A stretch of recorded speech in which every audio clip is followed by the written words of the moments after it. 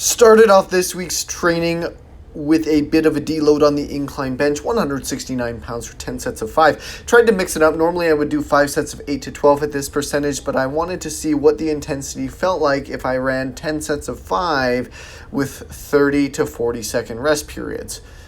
I can confidently say that I prefer the former approach, but you don't really know until you take it for a spin. Some supinated pull downs here got pretty heavy with the 177.5 for sets of 6 to 10. Form started to break down before transitioning into a superset of the kneeling shrugs and the dumbbell seated, and I quote, power cleans. Not really, but kind of.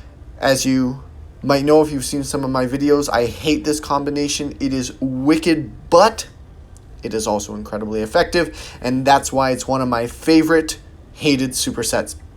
From here, went into my butchered attempts at close grip barbell JM presses. I really need to work on these and figure out how to do these properly. But whatever they actually are, because I don't believe they're a JM press, they are very, very good for the triceps. I always feel my triceps after doing these, and I definitely have a lot more strength left in the tank. So I'm a fan of these. I'm just not sure what to call them. If you have a good idea, leave it in the comments. Maybe we should come up with a new name for this variation.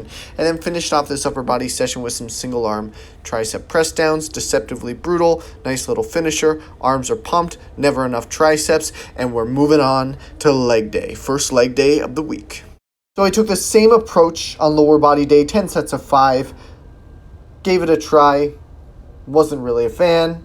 More of a fan of it on the lower body than I was the upper body. But still, I probably won't keep this approach, or I won't entertain it until well into the future. Went into barbell split squats with 99 pounds for sets of 6. The roller makes a huge difference with balance, even as the load continues to get heavier. I much prefer it over cramping my toes or the bottom of my feet when trying to utilize a bench. I also like how easy it is to vary the height on this. Finished off the workout with some belt squat marches. Glutes were trashed. Lower back felt great as a byproduct. Almost at the weight point loading wise, where I will be increasing the band tension as opposed to simply the weight itself. Looking forward to doing that. Actually, I'm not. It's going to be deceptively brutal. And Saturday's upper body training session started with a top end single on the pin press 4 inches off the chest with 335 pounds for 1 rep before moving into 315 pounds for 4 singles respectively. I find the pin press to be so much more challenging than a full range of motion bench, but that's likely because that's my individual sticking point. The range of motion that I struggle with, the lockout. I need more triceps. You can never have enough triceps.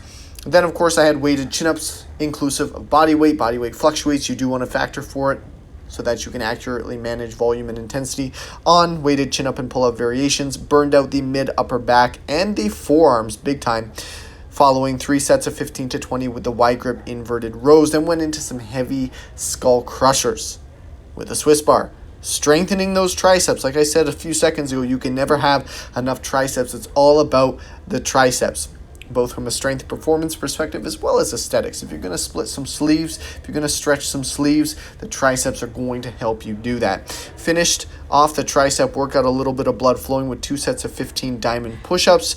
Arms are definitely fatigued here. And then, because I own the place, I did some curls in the squat rack. Some reverse barbell curls to be specific. But hey, at this point in my training, the gym is still closed, so I'm not in anybody's way. And I own the joint, so once in a while, I can break the rules.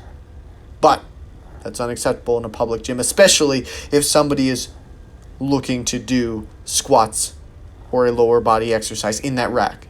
Got to make sure you move, the unwritten rule. And I did have some squats on Sunday. I also had some deadlifts and some accessory work, but apparently I deleted all the videos from that. So all you get to see is 1 set of 5 out of the 7 with 335 pounds on the squat. That's a wrap on this week.